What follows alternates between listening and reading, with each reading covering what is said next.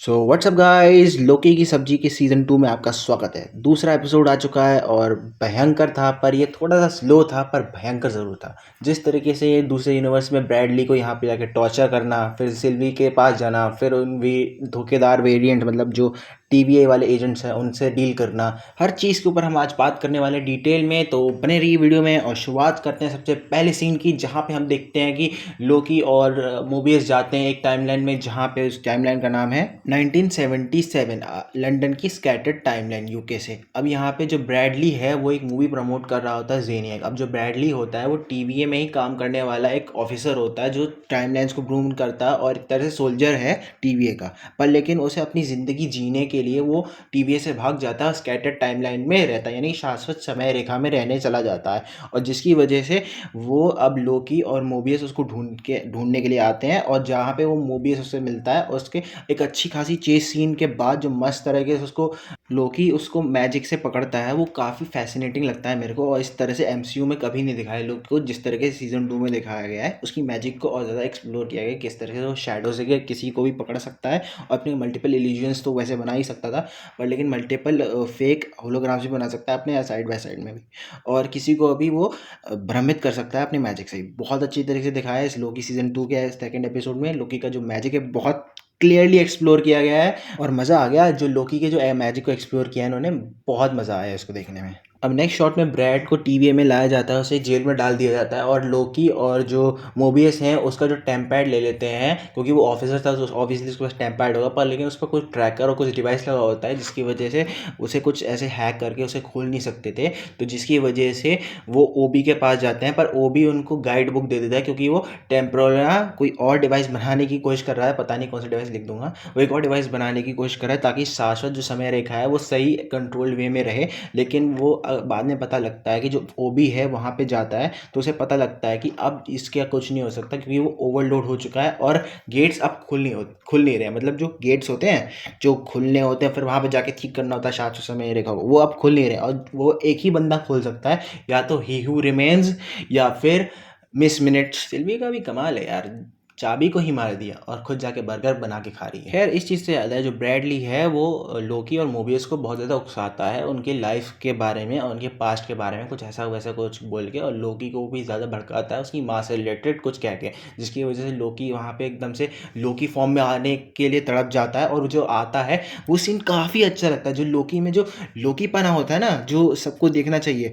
वो मुझे दिखा था उसकी आंखों में। खैर, उसके बाद तो जो कन्वर्सेशन करके जो प्लान बना के उन्होंने उसको टॉर्चर किया था ना, वो मुझे काफ़ी अच्छा लगा। जिस तरीके से उसको सिंपली चपटा करने का प्लान था जो नकली वाला, लेकिन काफ़ी मज़ेदार उन्होंने प्लान बनाया और काफ़ी देखने को मज़ा आया, जहाँ पे लोकी ने अपना लोकीपना किया, और जहाँ पे वो मुझे सही में लगा कि हाँ, ये हमारा वो पुराना 2012 का लोकी है जो अवेंजर्स एवेंजर्स की मूवीज में था। शब्द ही नहीं बोल पाता हूँ, पता नहीं क्या है, आदत ही नहीं है। खैर, उस छोटे से टॉर्चर सेशन के बाद ब्रैड बता देता है लोकी के जो प्यार है सिल्वी वो कहाँ पे है, और वहाँ पे लोकी जाता है, सिल्वी को प्यार भरी निगाहों से देखता है, और सिल्वी उसे बोलती है, जाए बड़वे काम पे जा।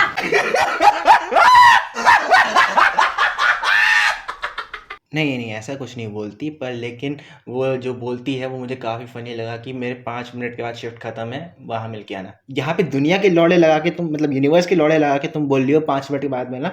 ये कैसी गधी लड़की है जो अपने बारे में ही सोच रही है।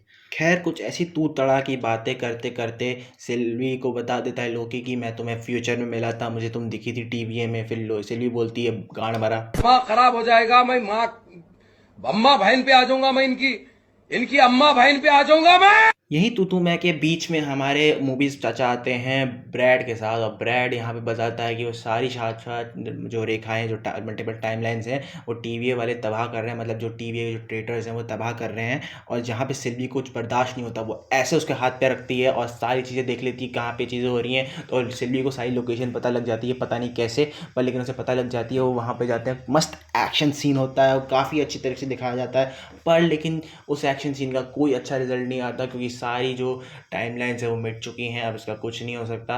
खैर, इतना ज़्यादा दुखी होने की बात नहीं है, क्योंकि अब तो बन सकती है ना, फिर से बन जाएंगी। इतना ज़्यादा क्यों इमोशनल दिखाया? वो 5 मिनट का जो इस तरह से इमोशनल मोनोलॉग दिखाया है वो मुझे सेंस नहीं बनाता, क्योंकि मुझे कोई फील नहीं हुआ उस चीज़ के लिए जो मैंने कभी देखा ही नहीं हो। That's the point. अगर तुमने कुछ किसी को इमोशनली देखा नहीं, तुम उसके लिए इमोशनल कैसे हो सकते हो? तुम्हारे कुछ कनेक्शन नहीं बने, तुम उसके लिए कैसे इमोशनल हो सकते हो? मासूम ज़िंदगी है, अरे मासूम ज़िंदगी को देखना तो चाहिए।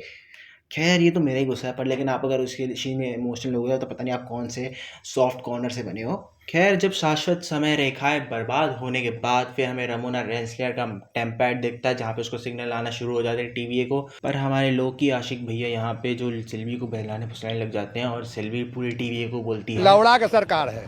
ये कहकर सिल्वी वहाँ से अपने टाइमलाइन में निकल जाती है। वहाँ पे जहाँ बैठ के वो छोटे से एम्प्लॉय के साथ बैठ के वहाँ पे रोमांटिक सी बातें करती है, रोमांटिक सी नहीं फ्लर्टिश सी बातें करती है, और वहाँ पे वो चले जाता है लड़का।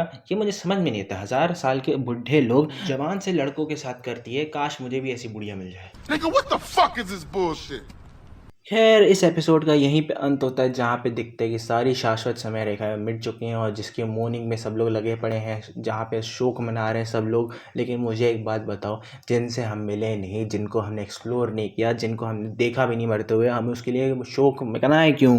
ये ज़रा बता दो मार्वल का माँ का भौस।